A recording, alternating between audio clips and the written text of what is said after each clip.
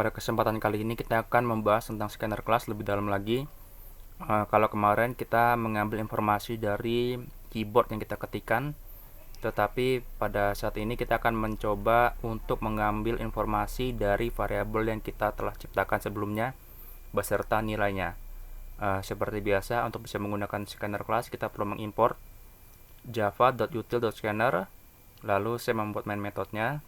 Tadi saya katakan di awal bahwa kita akan mengambil informasi dari variabel. Sekarang saya akan menciptakan sebuah variabel string dengan nama data. Di dalamnya saya akan menuliskan beberapa nama, misalnya Ujang, Surip, Paijo, sama siapa ya? Sama si Timbul. Oke. Nah, lalu kita akan menciptakan sebuah objek scanner input data sama dengan new scanner dalam kurung. Oke. Biasanya dalam kurung ini kita akan ketikkan system.in ya, karena kita akan mengambil informasi dari keyboard atau dari file. Tetapi karena saat ini kita akan mengambil informasinya dari variabel yang telah kita ciptakan sebelumnya, jadi saya akan masukkan nama variabelnya data. Oke, setelah data ini saya akan tampilkan apa saja, apa saja yang telah ditangkap oleh objek scanner ini. Oke.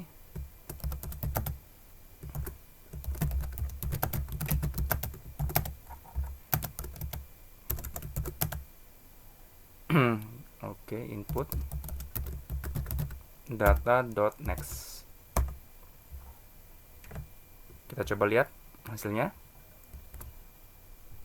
Namanya adalah Ujang. Kita lihat bahwa Ujang telah diambil nilainya oleh objek scanner ini dan ditampilkan saat ini.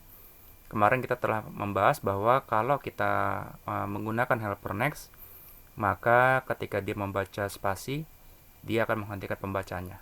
Ya. Nah, bagaimana kalau kita menuliskannya berkali-kali? Oke, kita lihat hasilnya. Lihat semua namanya akan ditampilkan. Kenapa? Karena next ini hanya akan membaca satu kata atau satu words, dan ketika dia membaca spasi, space diantaranya dia akan menghentikan pembacanya.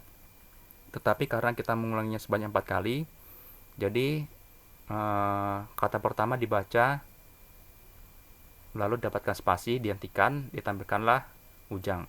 Begitu juga kata kedua, kata ketiga, dan kata keempat. Oke, sekarang kita akan mencoba mengganti variabel kita string data 2.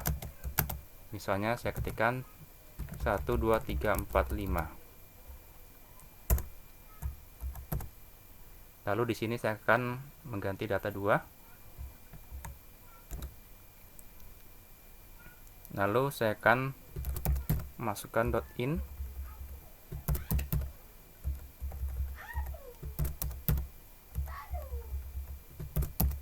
Lihat, kita lihat bersama-sama. Maaf, ini ada salah. String data 2 input data.next in next.in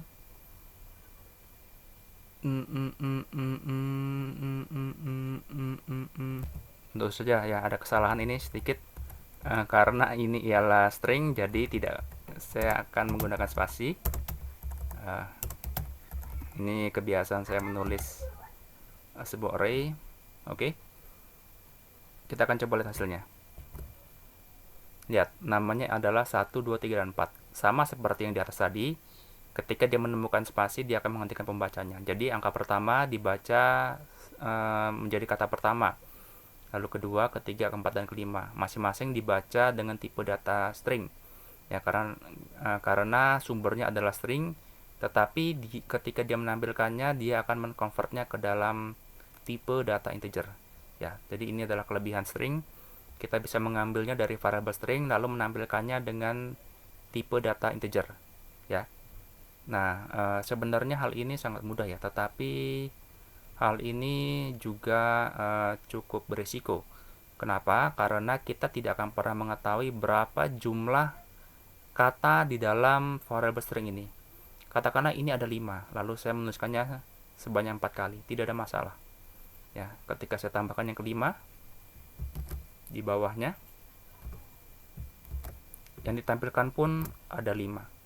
1, 2, 3, 4, 5. Tetapi bagaimana ketika saya tambahkan yang ke-6? Lihat. Error. Ya, error runtime. Karena dia tidak menemukan kata ke-6. Ya, jadi no such element exception. Ya. Nah, ini akan menjadi suatu masalah kalau kita menggunakannya seperti ini. Ada satu cara yang baik yang kita gunakan. Kita tidak perlu mengetahui berapa jumlah kata yang ada pada variabel string ini. Kita akan menggunakan rumus while. Di sini saja saya akan tuliskan while. Kita lihat dalam kurung input data dot has next. Misalkan di sini saya akan merapikan dulu. Oke, misalkan kita kembali menggunakan data 1. Ya, jadi kita akan membacanya, lalu baru kita tampilkan input data dot next. Oke, kita akan lihat seperti ini saja. Namanya adalah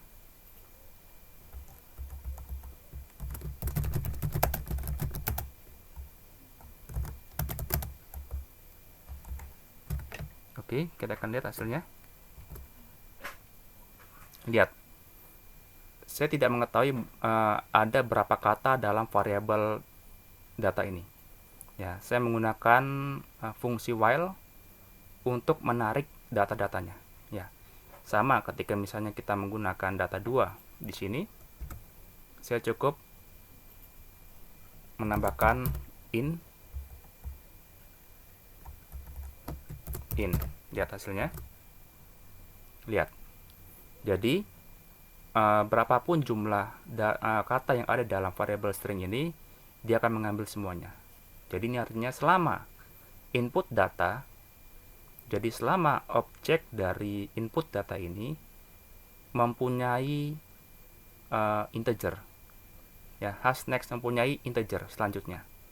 Selama dia mempunyai selanjutnya, maka akan ditampilkan per kata, ya. Jadi baru di sini kita tangkap per katanya. Jadi dia akan membaca dulu yang pertama, masih ada gak kelanjutannya? Masih punya next gak? Oh ya, masih ada 2. Masih punya 3, 4, 5. Masih punya next? Tidak. Dia akan menghentikan pembacanya. Ya. Sama juga kalau misalnya kita menggunakan data 1.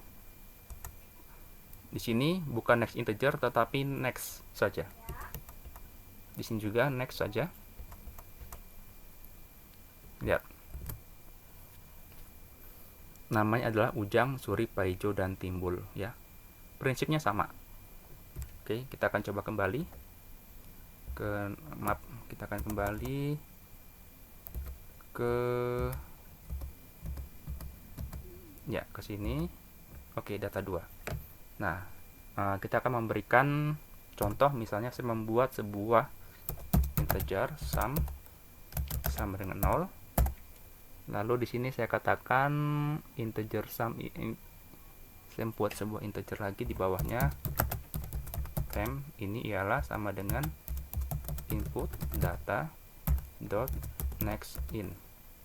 Oke, lalu di bawahnya saya akan mengetikkan tempnya.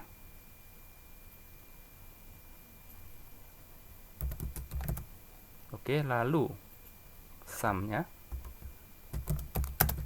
saya akan tambahkan ke dalam tempnya. Jadi sum akan menjadi sum tambah temp. Lalu saya akan tampilkan sum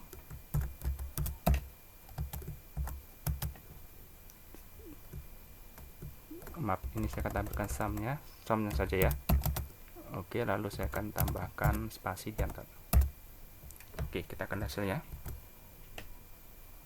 namanya adalah 1, 1, 2, 3, 3, 6, 4, 10, lalu 5, 15. Dari mana?